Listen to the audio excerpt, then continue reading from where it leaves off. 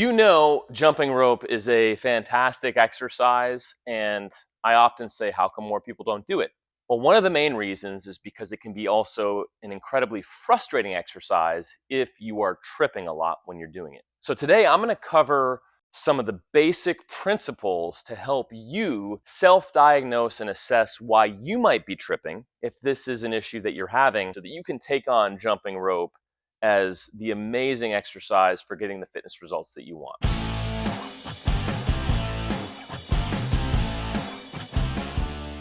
People get into jumping rope, it can be very, very intimidating, let alone difficult to get a workout if you can't actually work out because you keep tripping over the rope.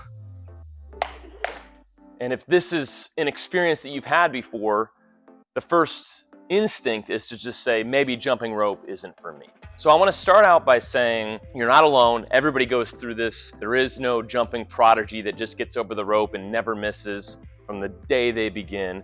Everybody has to go through this journey of finding that rhythm. And I want to start by explaining that what you're trying to achieve when jumping is to keep a symmetrical and parabolic arc of the rope as best as possible. And you want that rotating somewhere around the center point of your body. If you understand that that's what you're trying to achieve, you can start to identify a couple different things that might interrupt that proper shape and be causing those trips. So the first demonstration that I like to give is if you just hold the rope in front of you static, you can see as you move the handles closer together, the loop gets longer but narrower. And as you move them apart, it gets wider but shorter.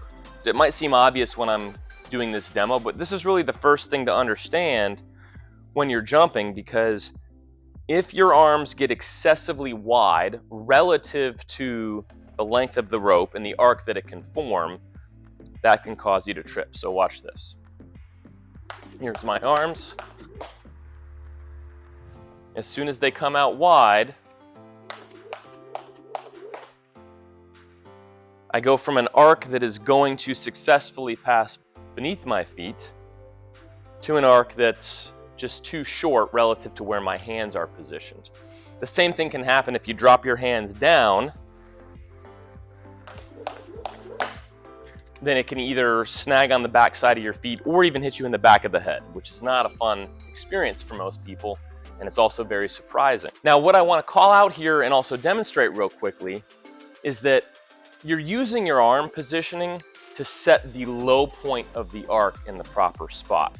So some people will say, well, you're tripping up because your rope is too long or your rope is too short. That's not necessarily the case, because you actually have quite a bit of ability to position your arms to control where that low point of the arc is. And I'll demonstrate. I'm using a medium length rope. So I'm going to swap over next to a small rope. This is 6 inches shorter than this one, so I can demonstrate. Okay, so this is the setup with a small 8-foot rope compared to an 8-6 rope. Here's what the length looks like. I'm about 6 feet tall. With this rope, it's still perfectly fine for jumping. I just know that I need to keep my hands closer and keep that rotation a little bit tighter in order for the arc of the rope to have sufficient length to pass beneath my feet. There's just not enough latitude to start bringing my hands out, because that'll shorten the effective length of the arc. And this is super efficient if I'm jumping with really, really tight form, but it might not be the right rope that I want to use to give that buffer.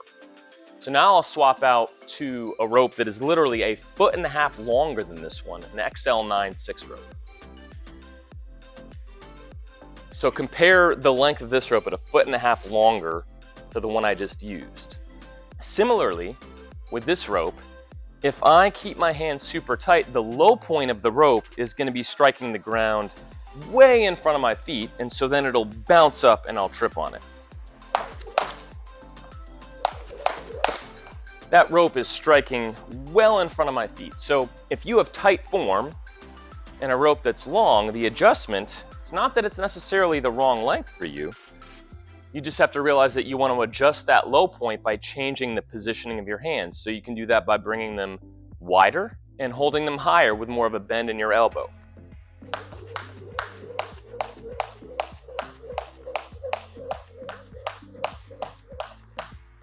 One of the things people get frustrated with when they're tripping is to assume that they have to have a perfect length of rope, and if they don't have that, that's why they're tripping up. But there are varied preferences. Boxers and athletes that prefer to use really long ropes that might not be the perfect size or the most efficient length. But for you as a jumper and going through your fitness journey, if you know you can change your arm positioning to change the low point of that arc, it's going to be a lot easier to build confidence on how to make those adjustments so that you can effectively jump and get a workout regardless of the length of the rope.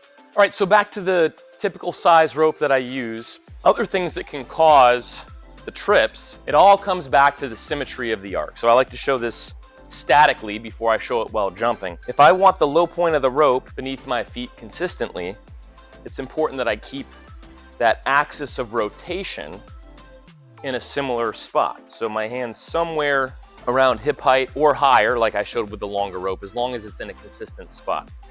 If I am moving the rope and shifting this up and down because I'm rotating with my elbows or with my shoulders, now I'm just not getting that consistent low point.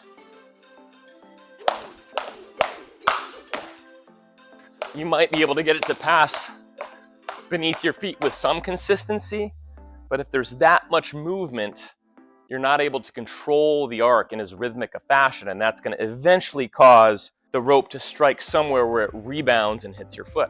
If you aren't aware of your jumping and arm positioning as you're learning, you may have a tendency to flare one arm wider than the other arm.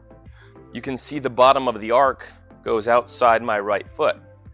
If your left arm goes wider, the bottom of the arc goes outside my left foot. In comparison to proper jumping form, if my right arm moves out, it's caught under my right foot. If my left arm moves out, it gets caught under my left foot. So if you're jumping and you notice that the rope is only hitting one foot or the other, it's more likely because of your arm positioning, with one arm being asymmetrically wider.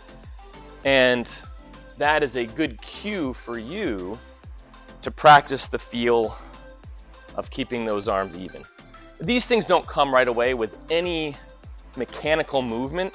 It's difficult sometimes to reprogram the feel and get comfortable, but it will happen with some time and practice. You can jump in front of a mirror, you can record yourself. This is all very, very useful feedback to try to help you self-assess what technique improvements you might have for more consistent jumping.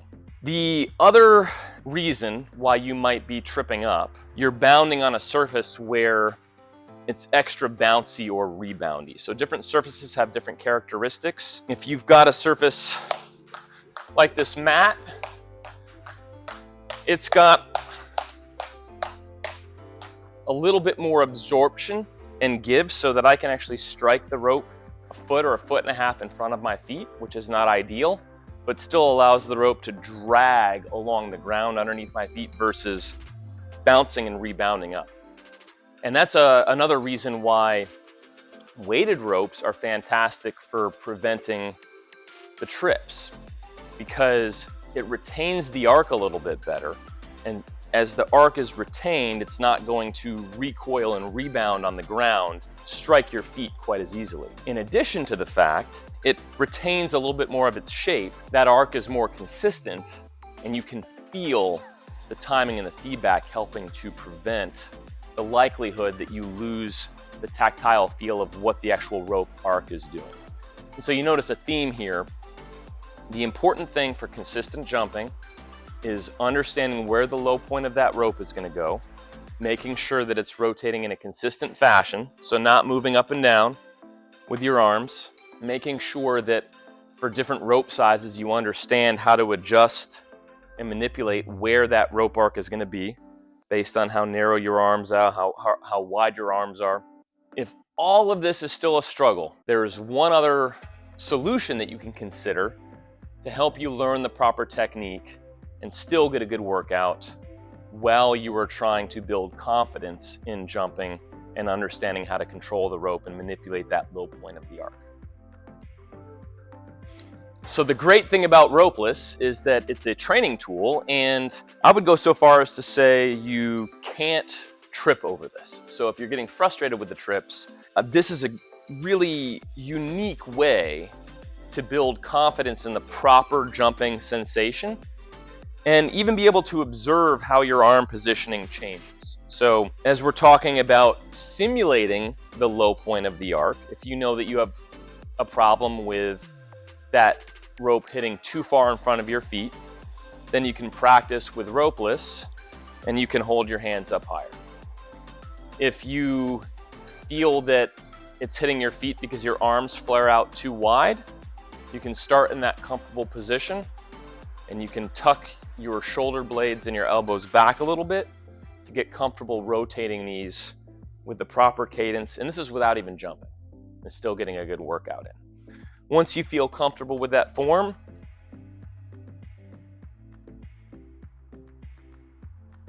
you can try to time your bound on the downswing, and that'll give you the same cadence and tempo that you get with an actual jump rope, but with the ability to look down at your hands without getting distracted and make sure that you're using the proper rotational technique and not swinging from your elbows or from your shoulders. So a really fantastic tool so that you can get that continuity of movement within your workout and still get a jump rope workout without worrying about the tripping. Get a feel for the proper technique, timing, and coordination so that then when you go back to jumping with a rope, you've got a better understanding of the mechanics that you're using, you've got more confidence in the timing and the coordination, and between these tips, the understanding of what tends to cause actual trips, the power that you have to change your arm positioning just by understanding how to apply these techniques is going to accelerate your improvement so that jump rope fitness can really become a core element of your routine, again, for the purpose of getting the fitness results that you want to get. Thanks again. Hit me up with questions, comments, thoughts. Share your experiences. Are there other reasons that you think you trip? Feel free to send me a video. I'll let you know what I think. And best of luck in your fitness journey.